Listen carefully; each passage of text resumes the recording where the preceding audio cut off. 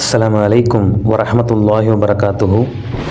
ரசூலுல்லாஹ் அவர்களை காண்பதற்காக ஒரு தாயாரும் மகனும் வந்து மஸ்ஜித் நபவியில் இருக்கக்கூடிய ரசூலுல்லாஹ் அவர்களை கண்டார்கள்.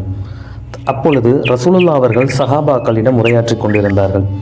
அந்த தாயாரை பார்த்தவுடன், சொல்லுங்கள் அம்மையாரே என்று கூறியவுடன் அந்த தாயார் கூறினார், யா ரசூலுல்லாஹ், என்னுடைய மகனாரையும் நான் அழைத்து வந்திருக்கிறேன். என்னுடைய மகனார் அதிகமாக இனிப்பை உண்டு கொண்டிருக்கின்றார். அது அவருக்கு உடல் நலக்கு தீங்கானது என்று அவருக்கு தெரியவில்லை. நீங்கள் அறிவுரை கூறினால் கண்டிப்பாக அவர் தன்னை மாற்றிக்கொள்வார் என்று அந்த தாயார் வெண்குரலில் அமைதியான முறையில் கேட்டார்கள். அதற்கு ரசூலுல்லாஹ் அவர்கள் சரியாக ஒரு வாரத்திற்கு பின்பாக வரச் சொன்னார்கள். ஒரு வாரத்திற்கு பின்பாக அந்த தாயாரும் மகனும் வந்தவுடன் ரசூலுல்லாஹ் அவர்கள் பார்த்து, அன்பு நேசரே, நீங்கள் கண்டிப்பான முறையில் இனிப்பை உண்பதை குறைத்து கொள்ளுங்கள், அளவாக உண்டு கொள்ளுங்கள் என்று கூறினார்கள்.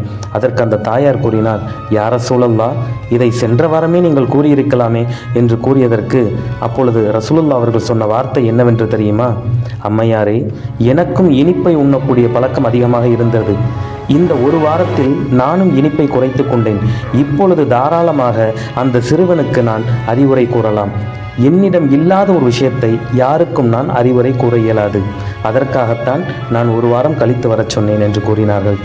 தாயும் மகனும் சந்தோஷத்துடன் திரும்பி சென்றார்கள். அல்ஹம்துலில்லாஹ். கனவான்களே, கண்ணியர்களே, நம்மிடம் இல்லாத ஒரு விஷயத்தை மற்றவர்களிடம் திணிப்பதை விட்டும் மற்றவர்களுக்கு அறிவுரை கூறுவதை விட்டும் அல்லாஹ் நம்மை பாதுகாப்பானாக. ரசூலுல்லாஹ் அவர்களுடைய வழி செல்வோம், அல்லாஹ்வினுடைய பொருத்தத்தை பெறுவோம். அஸ்ஸலாமு அலைக்கும் வரஹ்மத்துல்லாஹி வபரகாத்துஹு.